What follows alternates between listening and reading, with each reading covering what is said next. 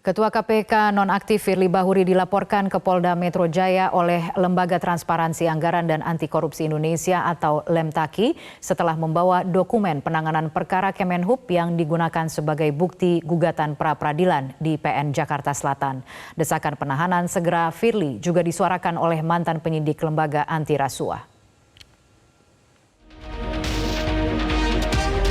Ketua KPK nonaktif Firly Bahuri kembali dilaporkan ke Polda Metro Jaya. Pelaporan kali ini buntut menyerahkan bukti dokumen penanganan kasus dugaan suap ex-pejabat DJKA Kementerian Perhubungan dalam sidang pra-peradilan atas penetapan tersangka kasus pemerasan mantan Mentan Syahrul Yassin Limpo.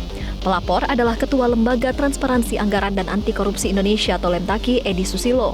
Terlapor dalam hal ini Firly Bahuri dan kuasa hukumnya Ian Iskandar. Keduanya dilaporkan atas pasal 54 Undang-Undang Nomor 14 Tahun 2008 tentang keterbukaan informasi publik junto pasal 322 KUHP.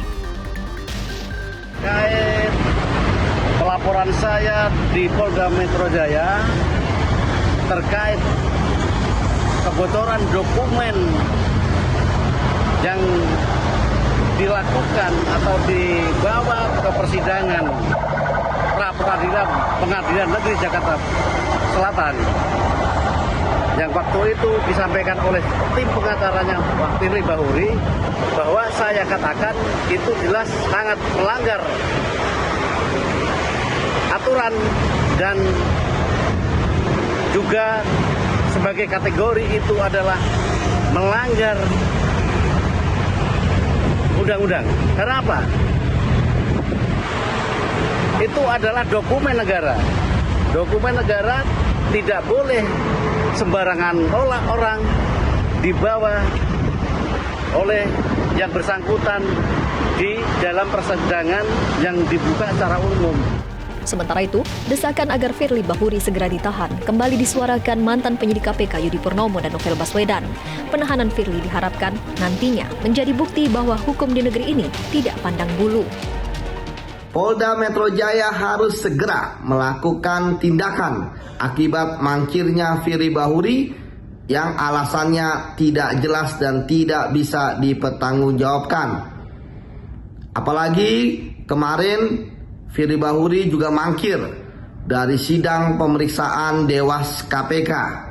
Padahal sebelumnya kita tahu bahwa dia menghadiri konferensi pers terkait dengan penetapan tersangkanya yang tidak diterima oleh Pengadilan Negeri Jakarta Selatan.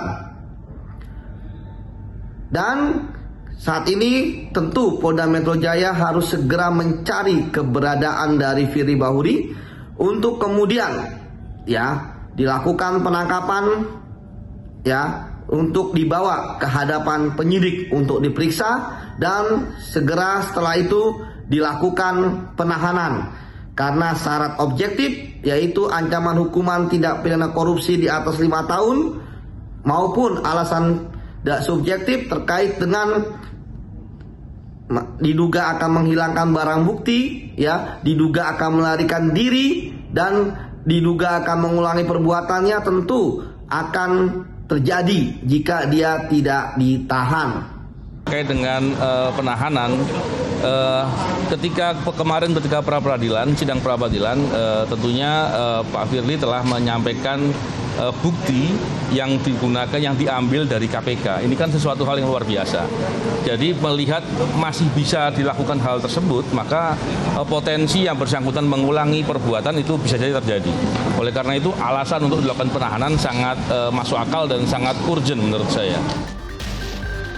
Sebelumnya pengacara Firly Bahuri membawa bukti dokumen penanganan kasus dugaan korupsi di DJKA Kementerian Perhubungan dalam sidang pra-peradilan di PN Jaksel, agenda replik beberapa waktu lalu. Sementara itu, PN Jakarta Selatan sudah menolak gugatan pra-peradilan Firly Bahuri. Dalam pembacaan putusan di Pengadilan Negeri Jakarta Selatan, Hakim Tunggal Imelda Herawati menyebut pra-peradilan Firly tidak berdasar dan tidak dapat diterima. Hakim menegaskan status Firly sebagai tersangka dianggap sah. Tim Liputan Metro TV. Jelajahi cara baru mendapatkan informasi. Download Metro TV Extend sekarang.